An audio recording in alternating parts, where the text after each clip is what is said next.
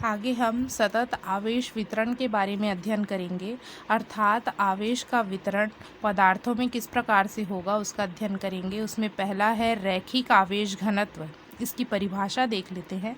जब आवेश का वितरण किसी सरल रेखीय चालक जैसे लंबे तार में होता है तो चालक की प्रति एकांक लंबाई में उपस्थित आवेश की मात्रा को रैखिक आवेश घनत्व कहते हैं। इसे लैम्ब्डा से प्रदर्शित करते हैं। इसका गणितीय रूप यदि हमको आ गया तो आसानी से हम इसकी परिभाषा भी बना सकते हैं। देखते हैं कैसे।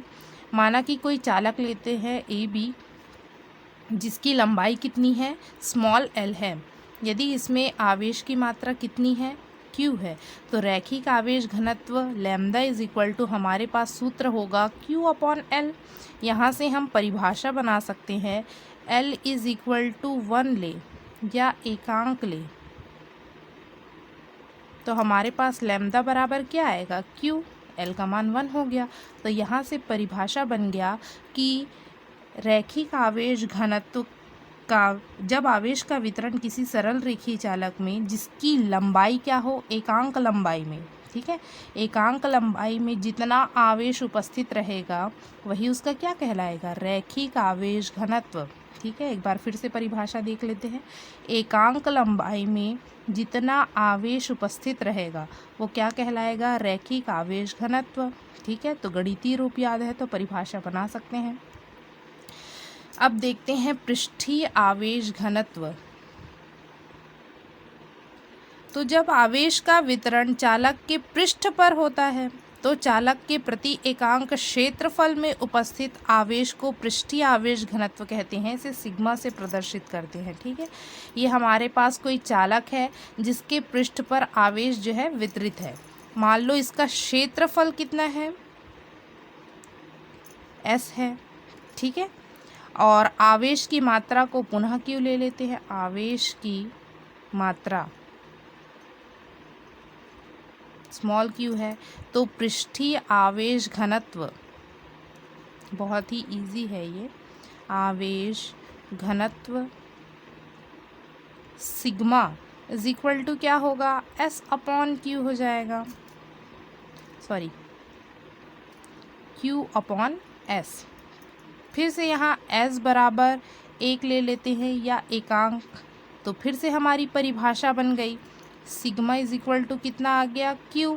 तो एकांक क्षेत्रफल में जितना आवेश उपस्थित रहेगा वो क्या कहलाएगा, पृष्ठीय आवेश घनत्व। इजी है। रैखिक आवेश घनत्व के लिए एकांक लंबाई में जितना आवेश रहेगा, ठीक है ना, एकांक लंबाई में। पृष्ठीय आवेश घनत्व के लिए हमको क्षेत्रफल देखना है, एकांक क्षेत्रफल में जितना आवेश उपस्थित रहेगा वही उसका पृष्ठीय आवेश घनत्व। अब आसानी से हम आयतन आवेश घनत्व को समझ सकते हैं और आप लोग परिभाषा भी बना सकते हैं इसकी। तो आयतन आवेश घनत्व, जब आवेश का वितरण किसी चालक के संपूर्ण आयतन में होता है तो चालक के प्रति एकांक आयतन में उपस्थित आवेश की मात्रा को आयतन आवेश घनत्व कहते हैं। इसे रो से प्रदर्शित करते हैं। ये कोई हमारा चालक है जिसका आयतन क्या है, V है।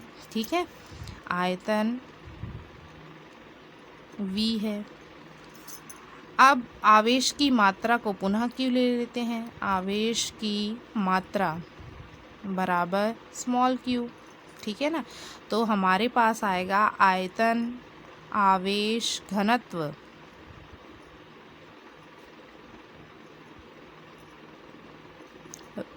रो is equal to q upon V। यहाँ V इज इक्वल टू पुनः 1 ले लो या एकांक, तो हमारे पास रो इज इक्वल टू कितना आ गया, Q। अर्थात एकांक आयतन में जितना आवेश उपस्थित रहेगा वो क्या कहलाएगा, आयतन आवेश घनत्व।